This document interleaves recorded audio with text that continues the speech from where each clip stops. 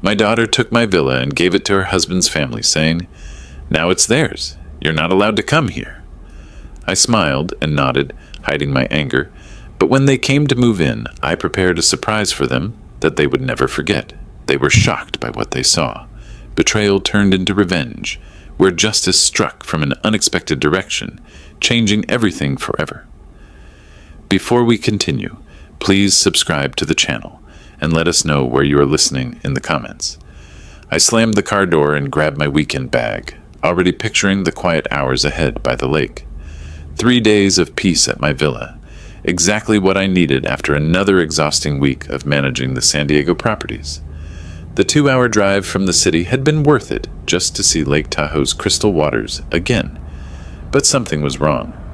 2 figures in white bathrobes stood on my private terrace, coffee mugs steaming in their hands.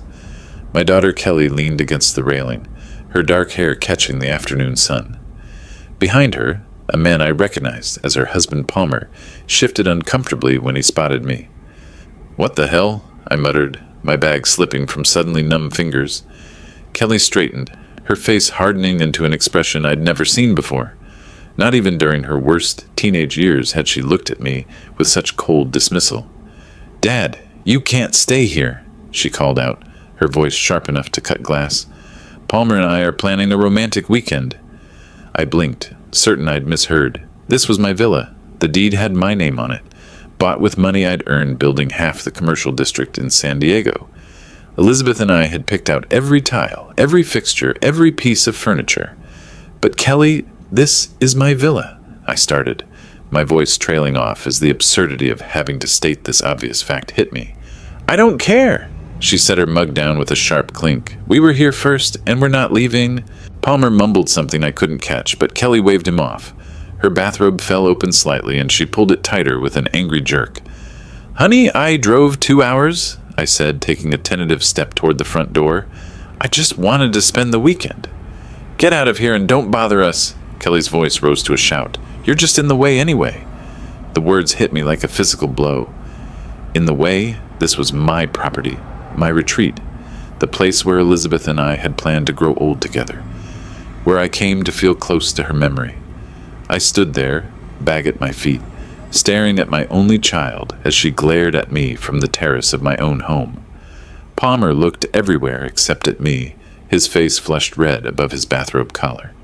28 years old, and Kelly was ordering me off my own property like I was some unwanted stranger. The girl who used to climb into my lap for bedtime stories, who'd called me daddy until she turned 16, who'd sobbed in my arms at her mother's funeral. Elizabeth's voice whispered in my memory, "Be patient with her, Fred. She's still processing the grief. Give her time."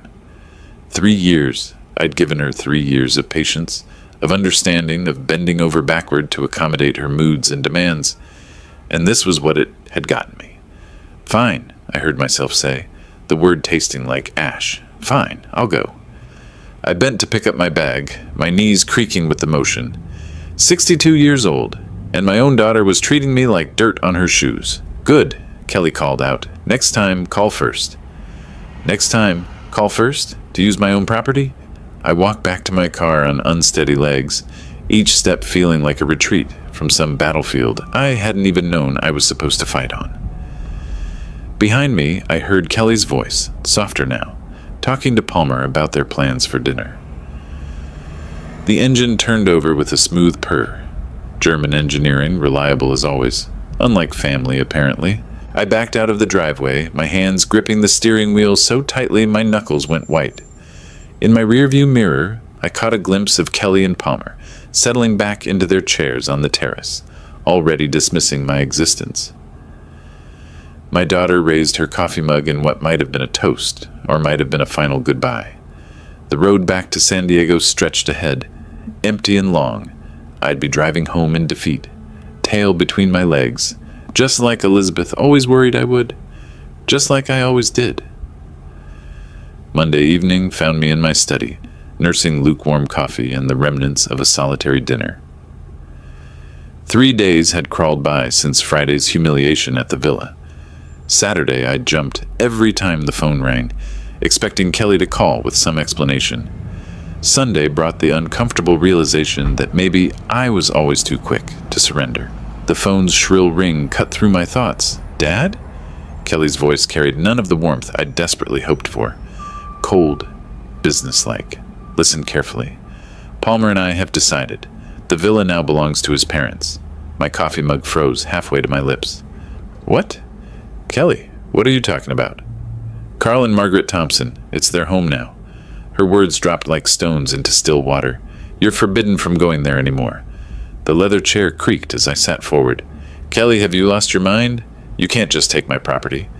"Actually, I can, and I am." Her voice sharpened to a blade's edge.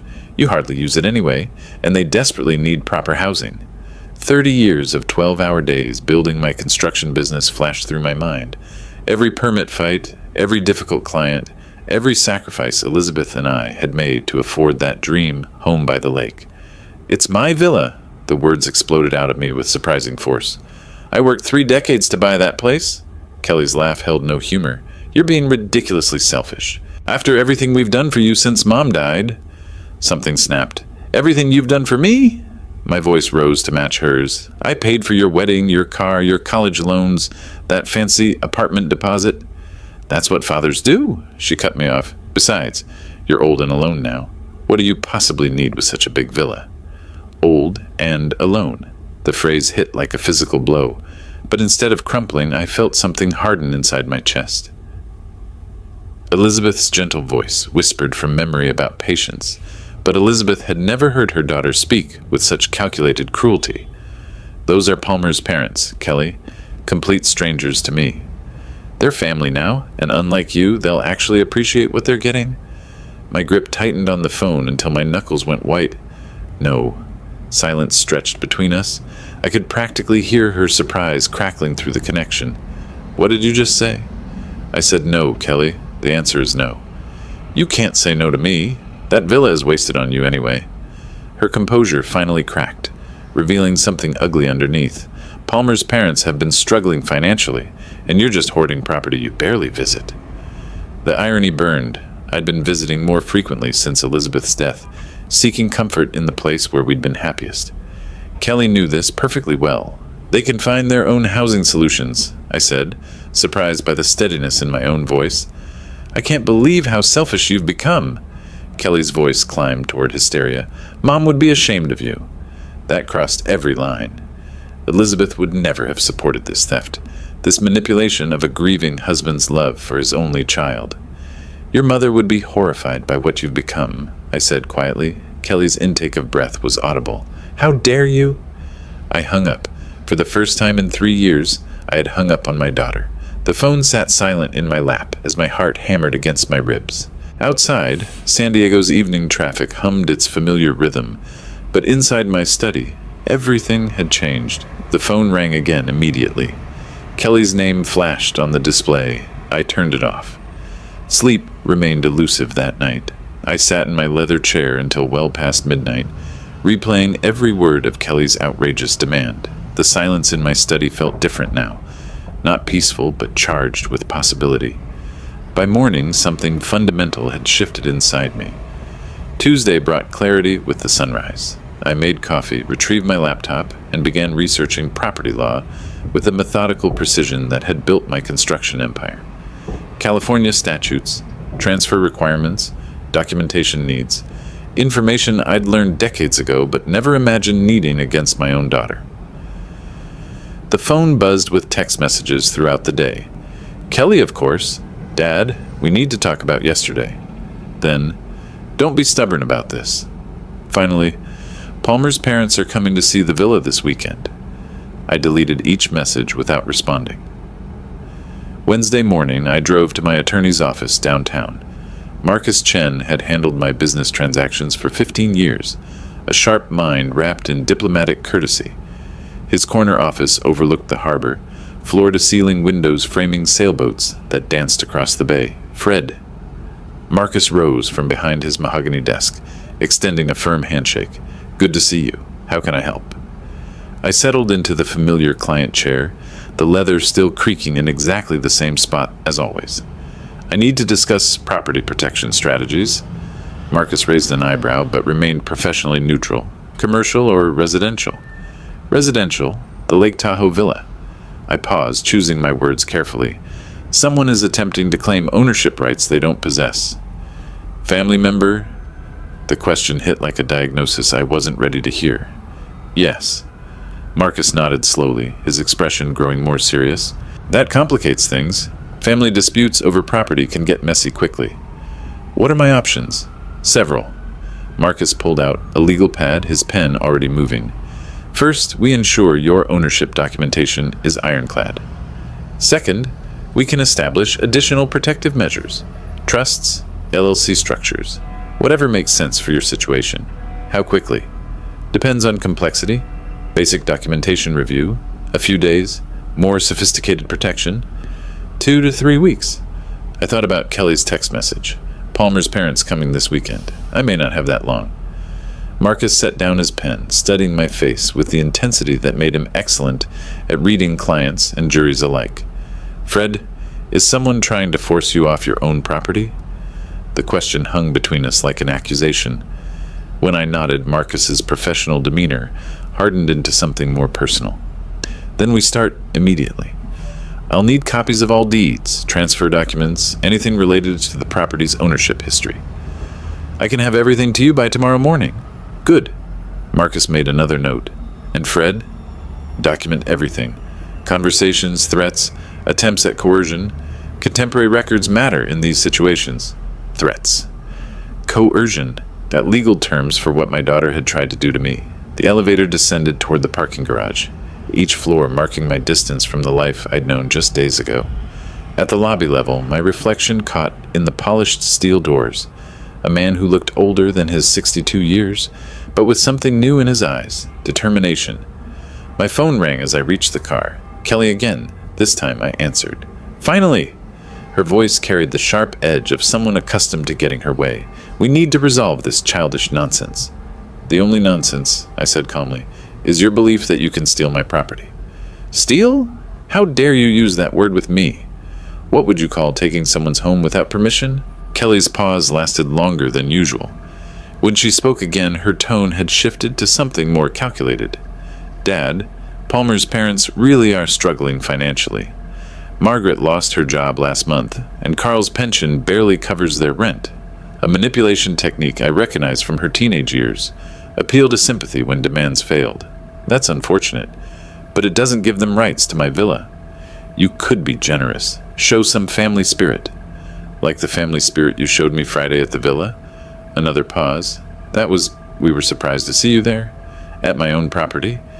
You should have called first. The circular logic was dizzying. Kelly, I'm not giving anyone my villa. That's final. Fine! Her voice cracked like a whip. But Palmer's parents are still coming to look at it this Saturday. They've already made travel arrangements. The line went dead. I stood beside my car, phone still pressed to my ear, listening to the dial tone. Above me, San Diego's afternoon sky stretched endless and blue, the same sky that had watched me build everything I owned through decades of honest work. Saturday was 4 days away. The dial tone continued its mechanical hum, while I sat frozen in my leather chair, phone still pressed against my ear. Kelly's words echoed in the sudden silence. Palmer's parents are still coming to look at it this Saturday. Look at it, as if my villa were already theirs. Slowly, I lowered the phone and set it on the side table, next to my forgotten coffee mug. The liquid had gone cold hours ago, a thin film forming across its dark surface. Outside, San Diego's evening traffic provided its familiar soundtrack, but inside my study, everything felt different. How long had this been happening? When exactly had I stopped being Kelly's father and become her personal bank account? The memories came flooding back with painful clarity. Kelly's wedding 2 years ago, she'd called it needing help with expenses, but I'd written a check for $15,000 without even asking for a budget breakdown. The casual way she'd accepted it, like I was an ATM dispensing expected cash, rather than her father making a significant sacrifice. Then Palmer's car troubles, 8 months later. Dad, we really need reliable transportation, Kelly had said, her voice carrying that particular tone I'd learned, meant another request was coming. $25,000 for a brand new SUV, purchased and delivered within a week. Palmer had shaken my hand with enthusiasm, but Kelly had barely looked up from her phone when I'd handed over the keys. Elizabeth's voice whispered from memory. "Be patient with her, Fred. She's still processing losing me." But Elizabeth had been dead for 3 years now, and Kelly's processing had morphed into something else entirely. Something that looked suspiciously like calculated exploitation of a grieving father's desperate need to maintain connection with his only child. I stood up from my chair, legs stiff from sitting motionless for too long. My study walls displayed decades of business achievements, awards, photographs with clients, framed contracts from major construction projects, evidence of a man who'd built an empire through careful negotiation and strategic thinking. So why had I become such a pushover in my personal life? The answer sat in a silver frame on my desk, Elizabeth's photograph taken during our last vacation to the villa. She was laughing at something I'd said, her gray hair catching the Lake Tahoe sunlight. In the 3 years since her death, I'd said yes to every one of Kelly's demands, terrified that saying no might drive away the last family I had left. But family didn't steal from each other. Family didn't manipulate grief into financial opportunity. Kelly's graduate school expenses had totaled nearly $40,000 over 2 years. I'd paid every bill without question, even when she'd switched majors twice and extended her program. Her thank you calls had grown shorter and less frequent, eventually disappearing altogether except when she needed something else. Pattern recognition, a skill that had served me well in construction bidding wars and contract negotiations. Apply the same analytical approach to Kelly's behavior, and the pattern became crystal clear.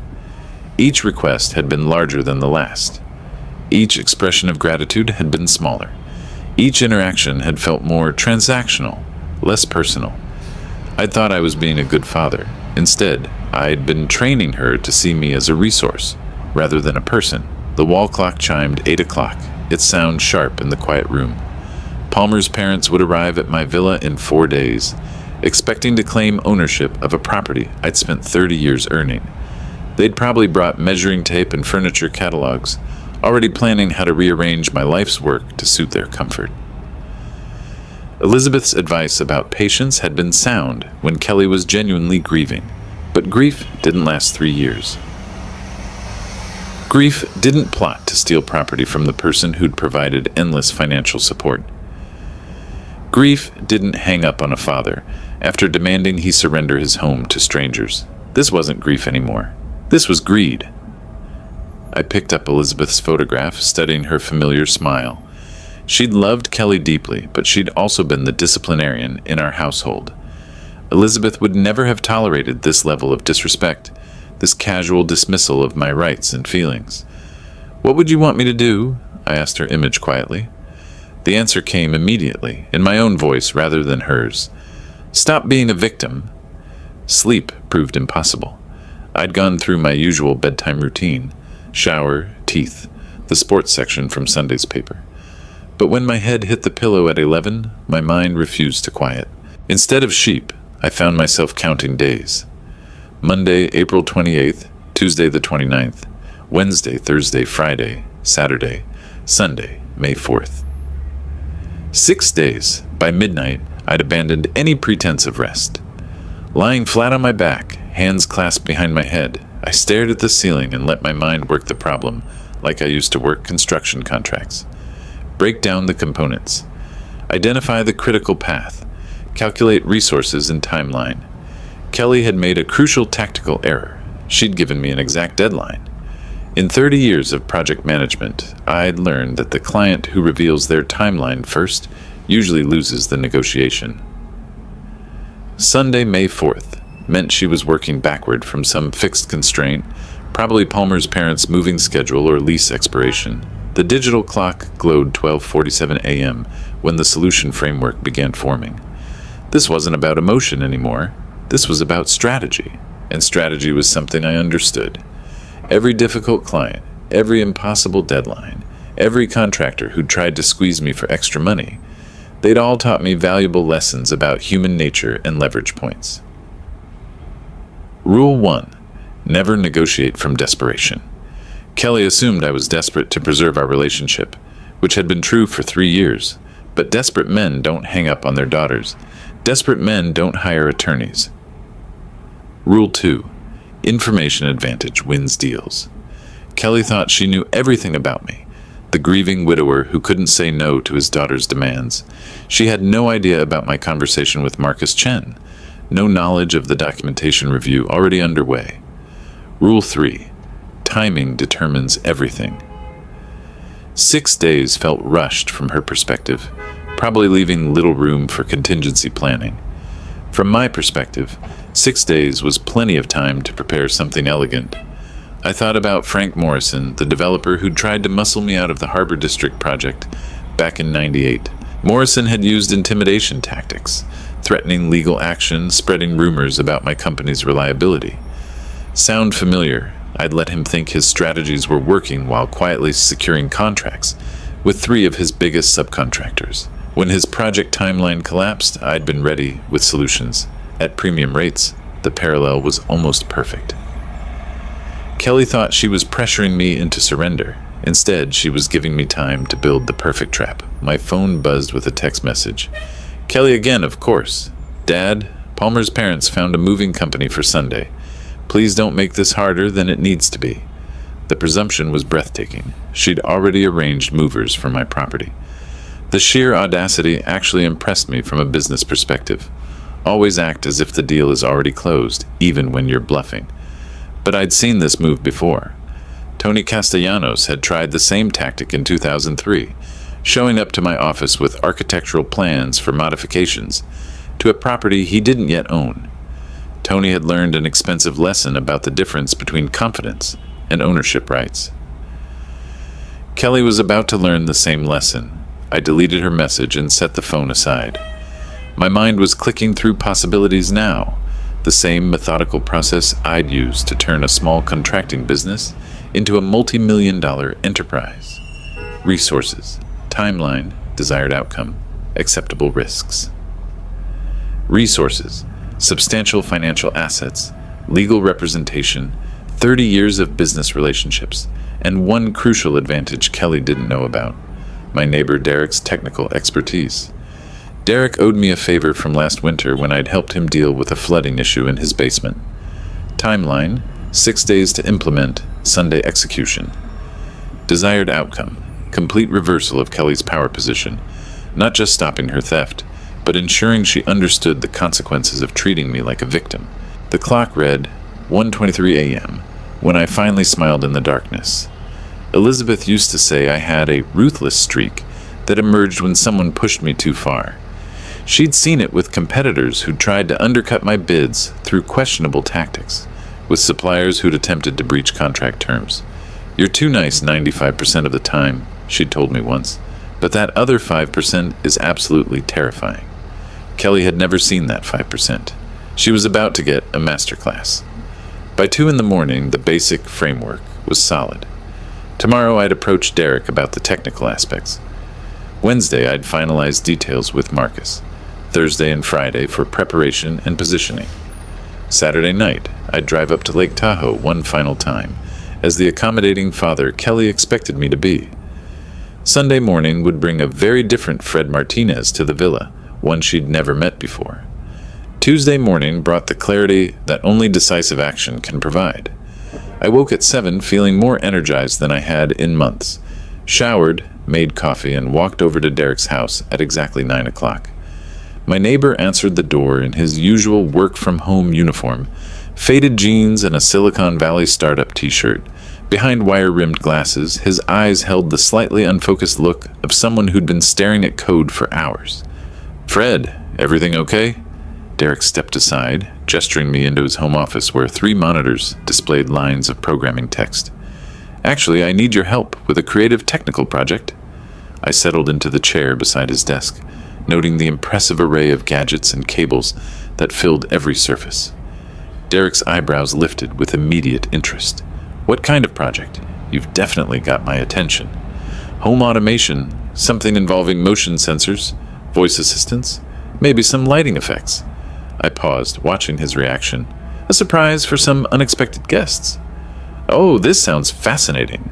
Derek swiveled his chair to face me fully, like a haunted house setup. Smart home integration with theatrical elements? Close enough, exactly. The kind of thing that would really make an impression. Derek's grin was infectious. Fred, this sounds like something from a horror movie. When do we start? 2 hours later, we were loading Derek's SUV with enough technology to outfit a small research facility. Motion detectors, programmable LED light strips, wireless speakers, hidden cameras, water flow controllers, and a tablet loaded with home automation software. The drive to Lake Tahoe flew by as Derek explained the possibilities. We can program cascading responses. Motion triggers lights. Lights trigger voice responses. Voice responses trigger water systems. The whole house becomes an interactive experience. How sophisticated can we make it? Sky's the limit. I'm thinking motion sensors in every room. Voice assistant programmed with custom messages. Lighting that responds to movement patterns. Derek was practically bouncing in his seat. We could even add facial recognition if you want to target specific guests. Interesting. Let's start with the basics and see how much time we have. We reached the villa just after noon. Derek whistled appreciatively as we pulled into the driveway. Beautiful place, Fred. Your mysterious guests are going to get quite a welcome. The installation process revealed Derek's true expertise. Within minutes, he'd mapped out sensor placement throughout the villa, identified optimal camera angles, and begun programming the tablet that would control everything. Motion detector here in the entryway, he explained, mounting a device no larger than a smoke alarm. The moment someone walks in, it triggers the living room lights to start this strobing pattern, while the voice assistant announces, "You are not the owners of this house. Leave immediately." And if they don't leave? Derek's eyes gleamed. Phase 2. Motion in the living room triggers every faucet and shower in the house to turn on full blast. Plus, the voice messages get more emphatic. We worked steadily through the afternoon. Derek ran cables behind baseboards, programmed response sequences, and tested each component with the precision of someone who genuinely loved technical challenges. I assisted where I could, amazed by the sophistication of what we were creating. The beauty of this system, Derek said, adjusting a hidden camera behind a bookshelf, is that it's completely legal. Motion-activated lighting, voice assistants, automated water systems, all standard smart home features, just creatively programmed.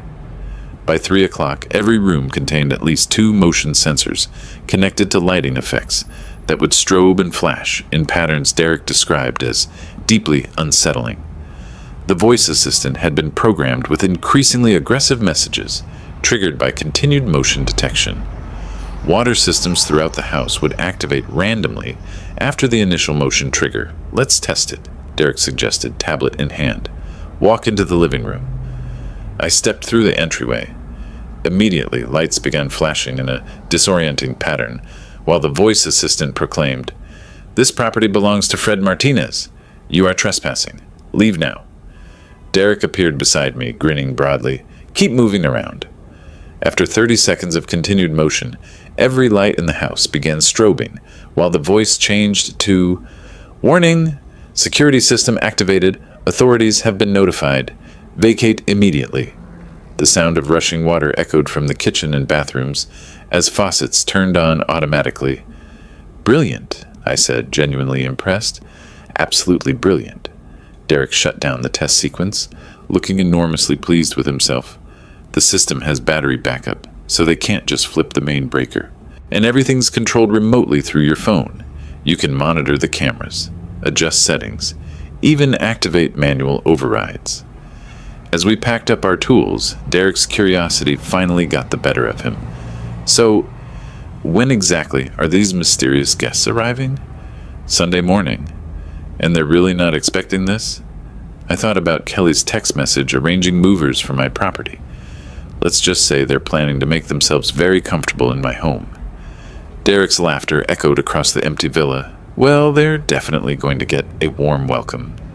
Wednesday morning brought Derek to my door at 8:30, arms full of equipment I hadn't seen the day before. His eyes sparkled with the fervor of someone who'd spent the night dreaming up improvements to an already impressive system. "I had some ideas," he announced, hefting a compact projector and speaker array. What if they try to shut off the main power? Good question. One I'd been mulling over during my own restless night. What do you suggest? Industrial batteries, hidden in the basement, enough juice to run everything for a week. Derek's grin was infectious. Plus, I brought projectors for wall effects, dancing shadows, moving figures. This is going to be legendary. The drive to Lake Tahoe passed quickly as Derek outlined his enhancements. Motion-triggered projections of ghostly silhouettes, sound systems that would whisper from hidden speakers throughout the house, backup power supplies that would make the villa virtually impossible to shut down. Your mysterious guests, Derek said as we pulled into the villa's driveway, are going to think they've walked into a haunted house movie. Perfect. We worked with focused intensity throughout the morning. Derek installed projectors in the main rooms, programming them to cast moving shadows across walls and ceilings. The effect, even in daylight, was genuinely unsettling. Dark figures that seemed to pace behind the furniture, shapes that flickered just beyond peripheral vision. The beauty of this setup, Derek explained while calibrating a wall-mounted unit, is psychological impact. The human brain tries to find patterns in random stimuli. These projections will make them see things that aren't really there. Meanwhile, I focused on the audio enhancement. Derek had brought professional-grade speakers, barely larger than smoke detectors, which he positioned throughout every room. The sound library he'd assembled was impressively disturbing. Footsteps in empty hallways, whispered voices, creaking floorboards, wind that seemed to blow through closed windows. The system will layer these sounds randomly, Derek noted, fine-tuning the audio levels. Sometimes just one effect, sometimes multiple sounds overlapping. Keeps them guessing what's real. By noon, we'd transformed the peaceful villa into something that belonged in a psychological thriller. The backup battery system, cleverly hidden beneath the main electrical panel, would ensure uninterrupted operation regardless of attempts to disable the power supply. What about a warning sign? I suggested as we paused for lunch. Something to set the right tone when they arrive. Derek's eyes lit up. Brilliant. How about welcome to the house of the future? Enter at your own risk. Makes it sound like some kind of tech demonstration. We spent an hour crafting the perfect sign, professional looking, mounted prominently on the front door. To casual observers, it would suggest an elaborate smart home showcase. To our unwelcome visitors, it would provide fair warning of what awaited inside. The afternoon was devoted to comprehensive testing and final calibration. Derek walked through each room while I monitored the control tablet, watching as motion sensors triggered cascading responses across every system simultaneously. Motion detected in entryway, Derek called out. Lights activating, projection system engaging, audio sequence starting. The villa erupted into controlled chaos. Strobe lights pulsed in disorienting patterns, while ghostly shadows danced across walls. The voice assistant announced its stern warning about trespassing, while eerie whispers seemed to emanate from empty corners. Water began flowing from faucets and showers throughout the house. How long will this sequence run? I asked, genuinely impressed by the coordination, continuously while motion is detected, with 30-second intervals if they try to hide or stay still. Derek beamed with professional pride. The system assumes anyone remaining inside is either authorized or stubborn. It adjusts accordingly. We conducted final tests in every room, ensuring seamless integration between all components. The projectors synchronized perfectly with sound effects. Motion sensors covered every possible path through the house. The backup power systems remained invisible, yet accessible for maintenance. As evening approached, Derek made final adjustments to the smartphone interface that would allow me to monitor everything remotely. Live camera feeds, system status updates, manual override controls, complete operational command from anywhere with internet access. This is honestly the most sophisticated home automation project I've ever worked on, Derek said, packing his tools with obvious reluctance to leave his masterpiece.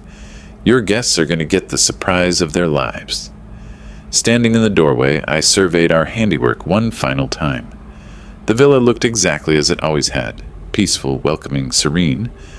But beneath that familiar surface lay a technological web that would respond to unwelcome visitors with relentless, inescapable intensity. Thank you, Derek. This is absolutely perfect. Derek's laughter echoed across the empty villa as we locked up and headed to our cars. I almost feel sorry for whoever shows up here Sunday. Almost. Sunday, May 4th, the day Kelly had chosen for her final victory. I positioned myself in my study at 2 o'clock sharp, 3 monitors glowing with camera feeds from the villa. The peaceful afternoon at Lake Tahoe looked deceptively serene through the high-definition lenses Derek had installed throughout my property. Birds moved between pine trees. Sunlight sparkled on the lake's surface.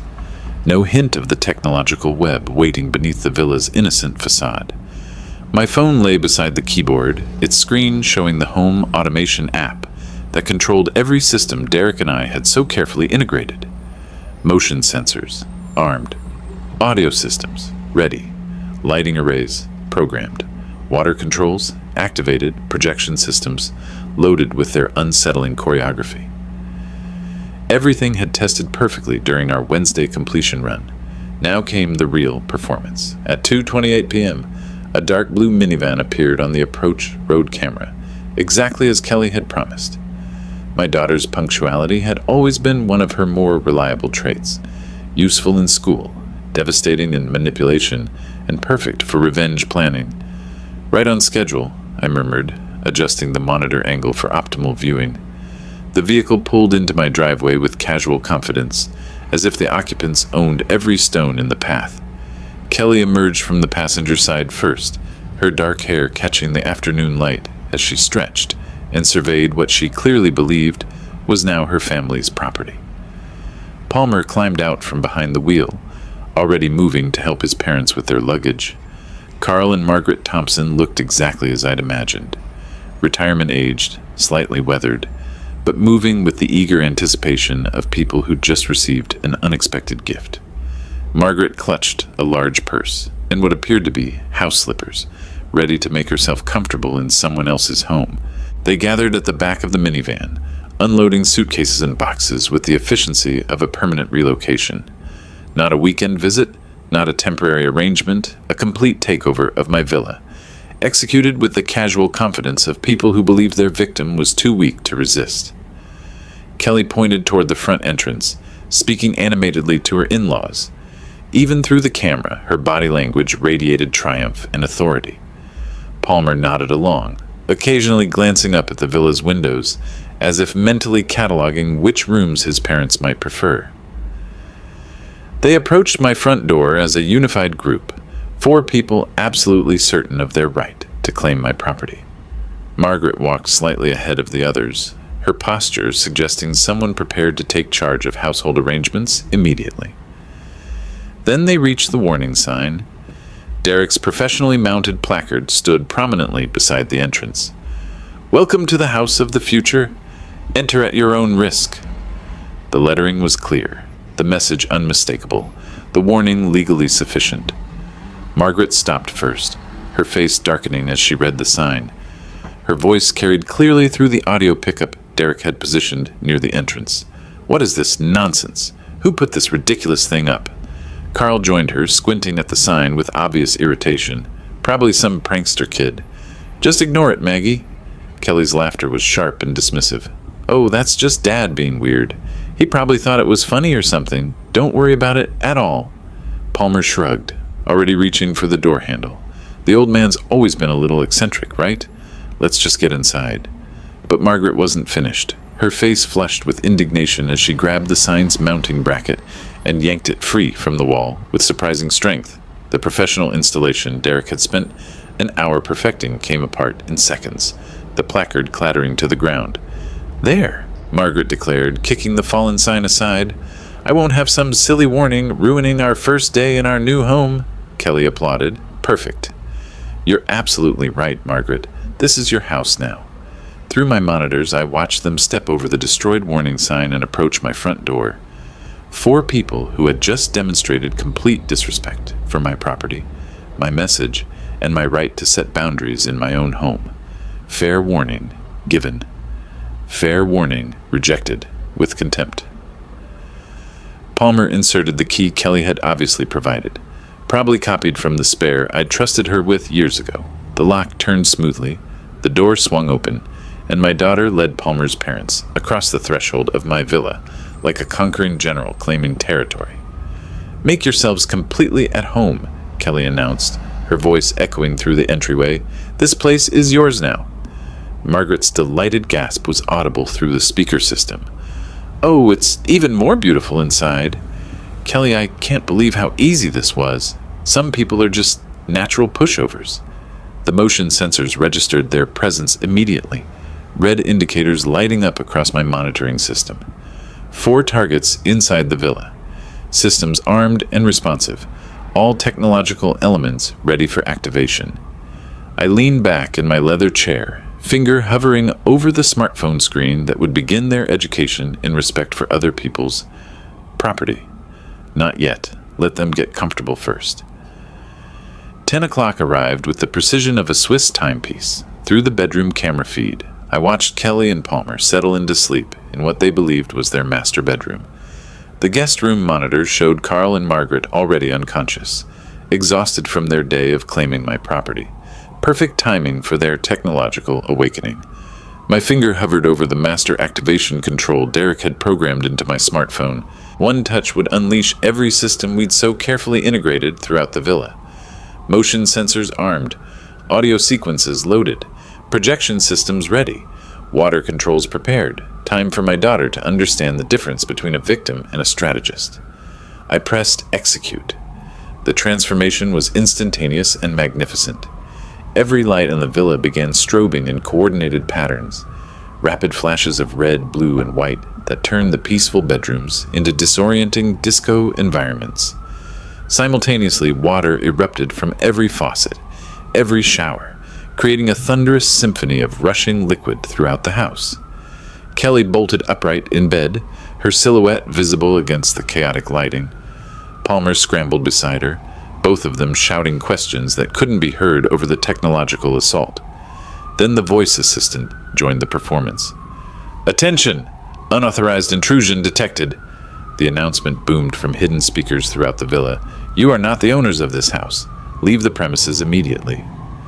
Through the guest room camera, I watched Carl and Margaret stumble from their bed in terror. Margaret's scream was clearly audible through the audio feed as dancing shadows began projecting across the walls, ghostly figures that seemed to gesture and move with supernatural purpose. "Carl, do something!" Margaret's voice cracked with panic. "I don't understand what's happening," Carl replied, his words barely audible over the rushing water and strobing lights. The beauty of Derek's programming became apparent as the systems cascaded in perfect coordination. Motion sensors detected their frantic movement between rooms, triggering additional audio warnings and intensifying the visual effects. The more they ran, the more aggressive the house became. Kelly appeared in the hallway camera feed, her hair disheveled, her confident demeanor completely shattered. "This is impossible. Houses don't do this." Palmer stumbled behind her, trying to reach what he thought was the main electrical panel. "Where's the breaker box? We need to shut this off." But Derek's backup systems were performing flawlessly. Even if they found the electrical panel, the battery systems would maintain operation for days. The villa had become technologically autonomous, responsive only to my remote commands. "Warning! Security protocols activated," the voice assistant announced again. "Unauthorized occupants will be removed." Margaret appeared in the living room camera, her face twisted with terror, as projector-generated shadows danced around her. "This place is haunted. We have to leave." The door-locking sequence activated as Palmer reached the front entrance. Derek had programmed a 30-second delay, not long enough to trap them, but sufficient to create claustrophobic panic. Palmer yanked at the handle frantically. The doors won't open. What kind of system is this?" Through my monitors, I watched 4 people who had confidently invaded my property, now reduced to terrified, confused victims of technology they couldn't understand or control. Kelly, who had dismissed me as weak and accommodating, stumbled through strobing lights while invisible speakers whispered around her.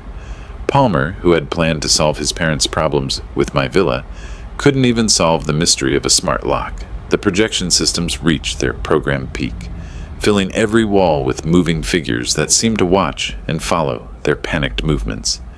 Combined with the surround sound effects, footsteps, creaking, wind that seemed to blow through closed windows. The villa had become a technological haunted house. Carl collapsed into a chair, his face pale in the flashing lights. "We need to get out of here right now." "I'm trying," Palmer shouted back, still struggling with the door controls. Exactly 6 hours after activation began, the automated sequence reached its crescendo. Every system operated simultaneously. Lights, water, sound, projections, and voice warnings, creating a sensory overload designed to overwhelm any rational thought process. Kelly stood in the center of the living room, turning in circles as shadows danced around her and water rushed from unseen sources. The confident woman who had ordered me off my own property now looked like a lost child in a technological nightmare. Dawn light began filtering through the windows as the door locks finally disengaged. Palmer yanked the entrance open, and all four of them stumbled toward the exit in complete psychological defeat. My phone began ringing as they reached their minivan. Kelly's name appeared on the display. The phone rang at exactly 7:30, cutting through the peaceful morning silence of my study. Kelly's name glowed on the display, and I allowed myself a small smile before answering with carefully measured concern. "Kelly? Good morning, sweetheart. How was your night at the villa?" Her response shattered the morning calm like breaking glass. "What did you do, you sick, twisted old man?" Her voice crackled with hysteria and exhaustion. "Margaret and Carl are traumatized. They're barely coherent." I adjusted my tone to express gentle confusion. "Kelly, what are you talking about? What happened up there?" "Don't you dare play innocent with me!" Each word trembled with rage. The house went completely insane. Lights flashing everywhere, water pouring from every faucet, voices screaming at us to leave. Fascinating. Derek's coordination had worked even better than anticipated. "That sounds absolutely terrifying," I replied, allowing genuine concern to creep into my voice. "Did you call someone for help?" "We called the police." Kelly's voice cracked. "They came out at 6 this morning, searched everything, found nothing wrong. They said it was probably just some kind of technical malfunction." "Perfect. The beauty of smart home technology, completely legal, utterly deniable." "Well, that's a relief," I said reasonably. "At least you know there wasn't any real danger." "Real danger?" Kelly's scream was so loud I had to hold the phone away from my ear. "We didn't sleep for 8 hours. Carl collapsed twice. Margaret won't stop crying." I made sympathetic clicking sounds. "I'm so sorry you had such a frightening experience. These modern electronic systems can be very unpredictable." "Stop mocking us!" The desperation in her voice was almost musical. This wasn't some random malfunction, and we both know it. "Kelly, I'm genuinely concerned about you. You sound extremely stressed." I paused, then added with perfectly calibrated innocence, "Maybe the house just doesn't like strangers staying there?" The silence stretched for 10 seconds. When Kelly spoke again, her voice had dropped to a dangerous whisper. "I know this was you. Somehow, some way you orchestrated this whole nightmare." "Me?" I laughed gently. "Kelly, I was here in San Diego all night. How could I possibly control systems at the villa from 200 miles away?" "You're some kind of tech genius now, is that it?" Actually, Derek was the tech genius, but I saw no reason to enlighten her about my collaborative advantages. "Sweetheart, I can barely operate my television remote. You know that." Kelly's breathing grew ragged as she grappled with the impossibilities of proving her suspicions. "The police said everything appeared to be functioning normally when they arrived." "There you go. Must have been a power surge or something." "A power surge that lasted 8 hours, that created voices and moving shadows." I allowed a note of gentle concern to enter my voice. "Kelly, are you sure you didn't imagine some of these things? Stress can cause hallucinations, you know." "Hallucinations?" The word exploded from her throat. 4 people had the same hallucinations simultaneously? Group hysteria is a documented psychological phenomenon. Kelly's strangled sob was clearly audible through the connection. For 3 years, I'd been the one making desperate phone calls, begging for understanding, receiving dismissive responses. The symmetry was deeply satisfying. "We're never coming back," she declared, trying to inject strength into her shaking voice.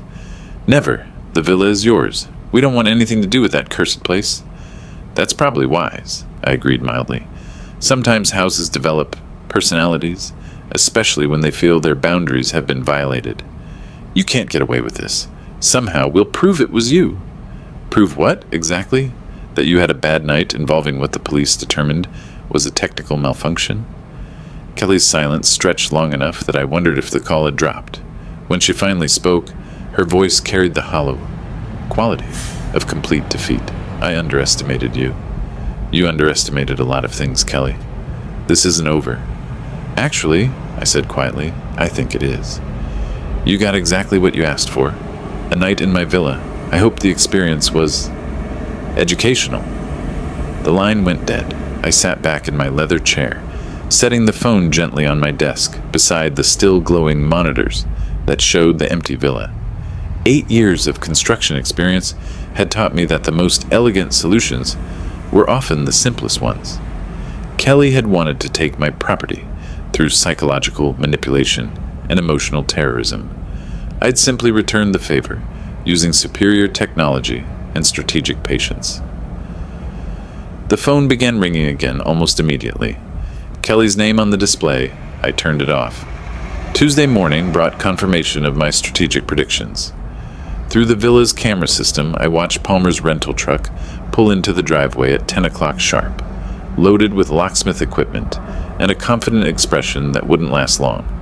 From my study in San Diego, I observed him approach the front door with professional tools, clearly believing that changing a few locks would solve their villa problem. The locksmith Palmer had hired looked skeptical, even before examining Derek's integrated security system. Within 30 minutes, both men stood scratching their heads in obvious confusion. "These aren't regular locks, sir," the locksmith's voice carried clearly through the audio pickup. "They're integrated smart home systems, biometric scanners, wireless connectivity, backup power supplies." Palmer's face darkened as he studied the sophisticated hardware. "Can't you just replace them anyway?" "Not without reprogramming the entire security network." The locksmith packed his tools with the efficiency of someone eager to leave. "That's way beyond my scope. You'd need a tech specialist who understands home automation systems." And Derek Collins was the only such specialist within 200 miles who had intimate knowledge of this particular installation. I made a mental note to thank him again for his thorough work. Palmer stood alone in my villa's entryway. After the locksmith drove away, his shoulders sagging with the weight of technical defeat. Through the camera, I watched him kick futilely at the doorframe before returning to his truck for the long drive back to San Diego. The rest of my Tuesday passed in pleasant anticipation. Kelly would receive Palmer's failure report around 4 o'clock. By evening, desperation would drive them to my doorstep for a final confrontation. 30 years of managing construction projects had taught me to recognize when opponents realized they were outmaneuvered. 8 o'clock brought the sound of car doors slamming in my driveway. Through the window, I observed Kelly and Palmer approaching my front door with the aggressive posture of people who had exhausted rational options. Kelly's first knock rattled the doorframe. "Open up, we need to talk." I opened the door calmly, noting Kelly's flushed face and Palmer's clenched fists. "Good evening. How was your day?" "Cut the innocent act." Kelly pushed past me into my entryway. "Palmer couldn't change the locks because you've turned the villa into some kind of high-tech fortress." "Smart home security is becoming quite popular," I observed mildly. "Very effective against unauthorized access." Palmer stepped closer, trying to use his height for intimidation. "Either you stop this ridiculous game and give us the villa, or forget you have a daughter." "Is that supposed to be a threat or a promise?" Kelly's eyes blazed with fury. "We'll find a way to prove your guilt in court. We'll sue you for harassment, for emotional distress, for everything." "Based on what evidence? A police report that found no illegal activity?" "You know what you did." Kelly's voice cracked with frustration. "Somehow you orchestrated that whole nightmare, and we'll prove it." I leaned against my doorframe, completely relaxed. "Prove that you experienced what the police determined was a technical malfunction?" "Good luck with that."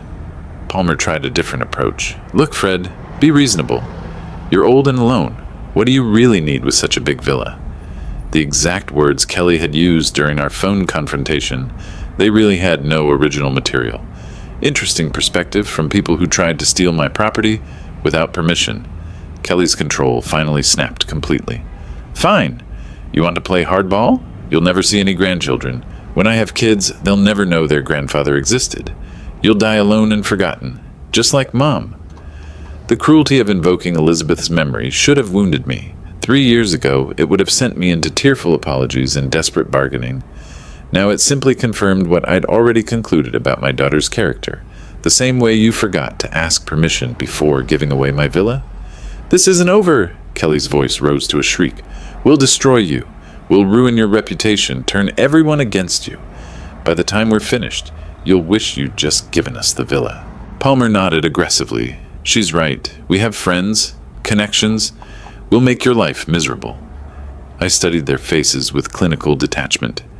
Kelly, the daughter I'd raised and sacrificed for, now promising to destroy me for refusing to surrender my life's work. Palmer, the son-in-law I'd welcomed into the family, threatening social warfare because his parents couldn't steal my home. "Are you quite finished?" Kelly stepped closer, her face twisted with malice. "We're just getting started. You have no idea what we're capable of." Actually, I had a very clear idea. Their capabilities extended to psychological manipulation, theft attempts, and vicious personal attacks. But they'd already deployed every weapon in their arsenal, and I remained standing. More importantly, they'd just provided all the justification I needed for the final solution I'd been contemplating since yesterday's phone call. "Well," I said quietly, "I suppose we'll see who's more capable." Something in my tone made Palmer step backward. Kelly hesitated, perhaps recognizing that her threats had achieved something she hadn't intended. "We're leaving," she announced, trying to regain control of the situation. "But this conversation isn't over." "Actually," I replied, watching them retreat toward their car, "I think it is." I closed the door and walked back to my study, where Elizabeth's photograph waited on my desk. Tomorrow, I would make some phone calls. Marcus Chen first, then a few other professional contacts. Kelly thought she understood warfare. She was about to learn the difference between tactics and strategy. Wednesday morning brought the moment I'd been orchestrating since Kelly's first phone call. At 10 o'clock, I sat in Bradley Walsh's conference room, watching my daughter and her accomplices file through the door, with the aggressive confidence of people who believed they held winning cards. Bradley, my notary for 15 years, had prepared everything according to my Tuesday night instructions. Legal documents lay spread across the polished table, like evidence in a trial, which in many ways this was. Kelly took the chair directly across from me, her jaw set with determination. "All right, Dad, we're here to resolve this villa situation once and for all." Palmer positioned himself beside her, arms crossed in what he probably thought was an intimidating pose. Carl and Margaret Thompson settled into chairs along the wall, their expressions mixing hope with lingering trauma from Sunday's technological experience. "I appreciate everyone coming," I said calmly. "Bradley has some important information to share." Kelly's eyes narrowed. "Cut the formalities. We want the villa transferred to Palmer's parents immediately. No more games, no more delays."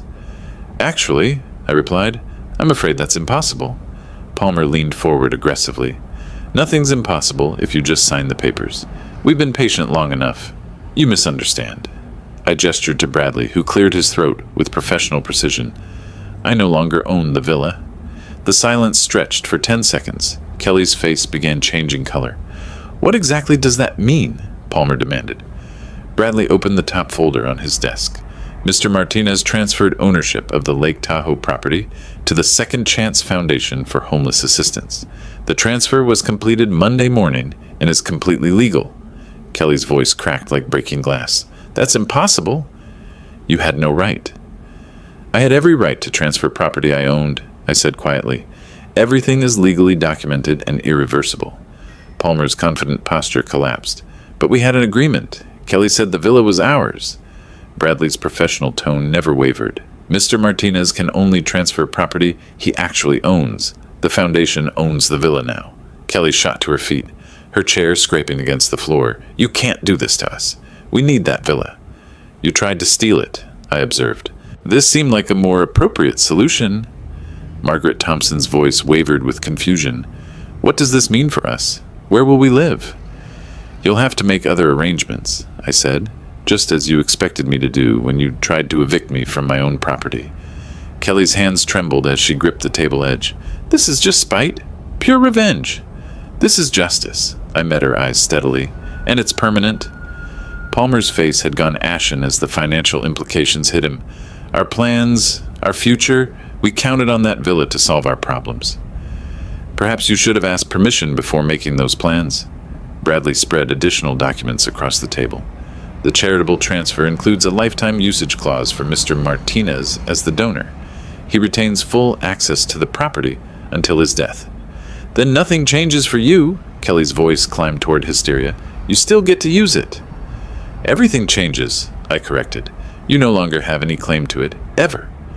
Carl Thompson spoke for the first time, his voice small and confused. So we get nothing? After everything?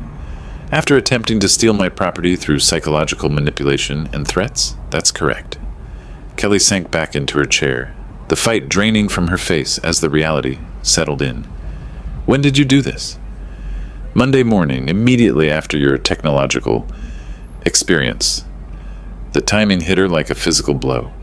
Monday, after the villa incident but before their confrontation at my house. Every threat, every demand, every cruel word had been meaningless from the moment she'd spoken them. Palmer's voice was barely a whisper. You were always planning this. I was always planning to protect my property from people who thought they could take it through manipulation and intimidation. Kelly stared at the legal documents as though they might dissolve under her gaze. The charity thing? That's just a trick, right? Some way to maintain control? Bradley answered before I could. The Second Chance Foundation is a legitimate charitable organization. The transfer is genuine and irrevocable. So you win, Palmer said bitterly. Is that what you wanted to hear? I wanted to hear nothing from any of you. But since you insisted on this conflict, yes, I win. Kelly's composure finally cracked completely. You've destroyed our future. Palmer's parents have nowhere to go. They can go anywhere except my villa. Margaret Thompson began crying quietly. Carl patted her shoulder with the helpless gestures of a man who'd never understood how they'd arrived at this moment. Kelly stood on unsteady legs, her confident aggression replaced by hollow defeat. Come on, there's nothing left to discuss. As they filed toward the door, I called out one final observation. Kelly? She turned back, her face a mask of exhaustion and rage.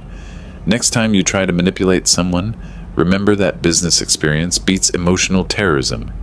Every time. The door closed behind them with a soft click. Bradley and I sat in comfortable silence, surrounded by the legal documents that had just ended a war I'd never wanted to fight. Masterfully planned, Fred, Bradley said finally. 30 years of construction contracts taught me to always have an exit strategy. I gathered my copies of the documents and walked toward the door. Time to drive up to Lake Tahoe and enjoy my villa in complete peace. Thursday morning brought the first sunrise in 3 years that I could watch without fear, anger, or defensive calculation. I drove to Lake Tahoe through California's spring landscape, feeling something I'd almost forgotten existed. Simple contentment. The villa welcomed me with the silence of a house that belonged, once again, entirely to its rightful occupant. I used my key without checking over my shoulder, entered without listening for hostile voices, walked through rooms that held memories of recent technological warfare but felt, somehow, cleansed. My first task was restoration. Derek's cameras came down easily, their sophisticated mounting hardware yielding to basic tools and determined purpose. Motion sensors, voice assistants, projection systems, each component of our elaborate revenge theater got carefully packed into boxes for return to my helpful neighbor. Within 2 hours, the villa had returned to its natural state. No blinking lights, no hidden microphones, no technological defenses monitoring invisible approaches. Just a house by a lake, owned by a charitable foundation, occupied by a man who no longer needed to protect himself from his own family. I made coffee using the same machine that had witnessed Sunday's chaos, then carried my mug to the terrace where Elizabeth and I had shared countless peaceful mornings. The lake stretched before me, its surface reflecting the late morning sun in patterns that seemed to dance with possibility rather than threat. For the first time since my wife's death, I sat completely still. The transformation felt almost mystical in its completeness. 3 years ago, I'd been a broken widower who confused love with surrender, kindness with weakness. family loyalty with accepting abuse. The man who had built a construction empire from nothing had somehow forgotten how to protect his own boundaries. Elizabeth's voice whispered through memory, but clearer now, unfiltered by grief and manipulation.